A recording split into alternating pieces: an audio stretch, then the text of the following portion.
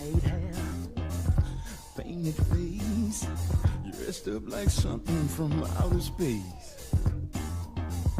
Elton John, David Bowie, Alice Cooper, Lord have mercy, they're all super.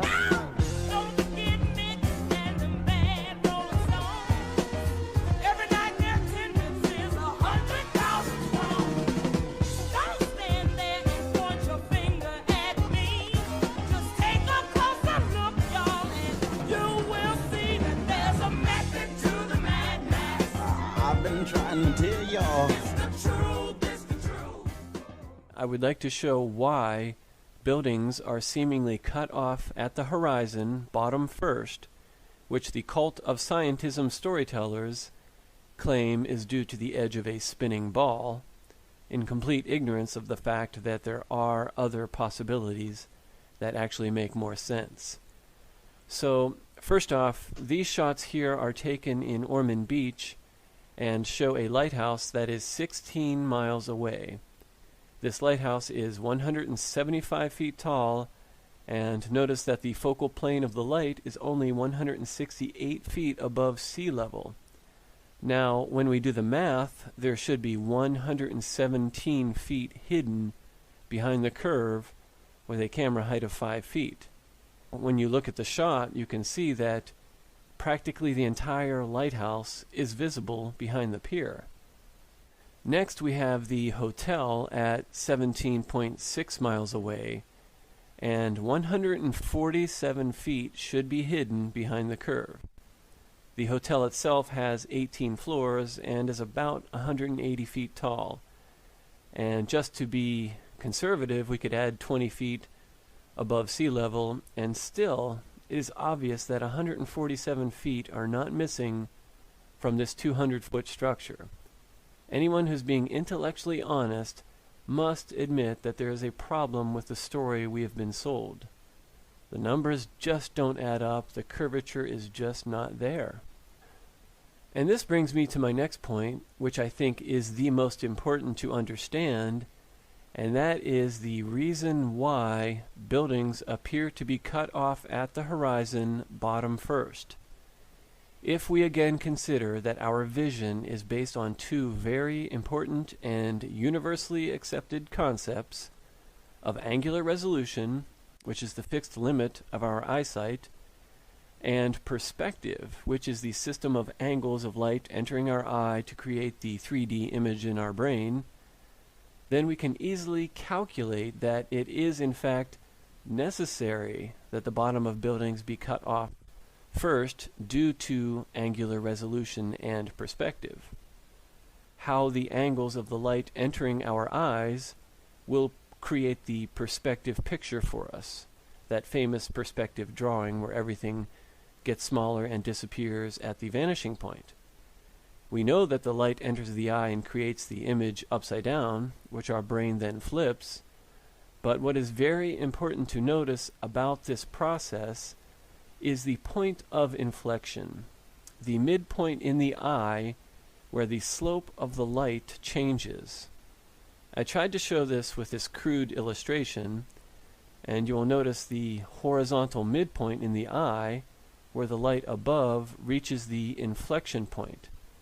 And this is in fact the horizon. This is what the horizon is. It is the vanishing point of things above meeting the vanishing point of things below. As you scan from top to bottom, the slope of the line will reach the inflection point and then change to render everything below this inflection point or horizon or vanishing point. Angles get tinier and tinier as they approach this inflection point or horizon. Now, what we need to understand is how angular resolution dictates just how small of an angle we can have in order to resolve everything above and below this inflection point or horizon in our eye.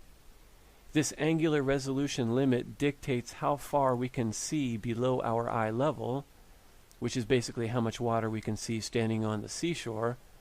And then here's the kicker. It also dictates how much of buildings will necessarily be cut off in the distance. This is the best case scenario, with perfect vision and perfect atmospheric conditions without any diffraction. In reality, it is usually much worse, but we will use the basic numbers to show that under perfect conditions, buildings must appear to be cut off bottom first. This is simply how our eyesight works. So, if we use an angle of 0.02 of a degree as our angular resolution limit, the limit of our eyesight or the visual acuity of the human eye, we can not only calculate the distance to the horizon below eye level, which is often just referred to as the distance to the horizon, or simply how much water we can see standing on the seashore, we can also calculate how much of an object in the distance will appear to be cut off. I am using the camera height of 5 feet and a declination angle of 0.02 of a degree to figure out that we can see 2.7 miles of water in this shot. This is done by making a triangle with height of 5 feet and angle of 0.02 to figure out the distance as 2.7 miles. And this is also conveniently what the cult storytellers use as their distance to the edge of the magic spinning ball. They have simply chosen dimensions of a spinning ball that just happen to line up perfectly with the limit of our eyesight. It is very tricky, and it's understandable how not many people would look into it. Now, what is happening is that anything smaller than this angle of 0.02 of a degree is beyond the ability of our eye to render. It is physically impossible to see any further. We cannot see Europe across the ocean because it is physically impossible for our little eyeballs to see that far. It is a fixed limit. However, and what is conveniently never discussed, is that the same mechanics apply above eye level, above the point of inflection. Anything smaller than the angle of 0.02 of a degree above the eye level, above the point of inflection of light entering your eye, is also impossible to see. Not often discussed or even understood, but it is out there. Anything entering your eye at an angle smaller than 0.02 of a degree will not render.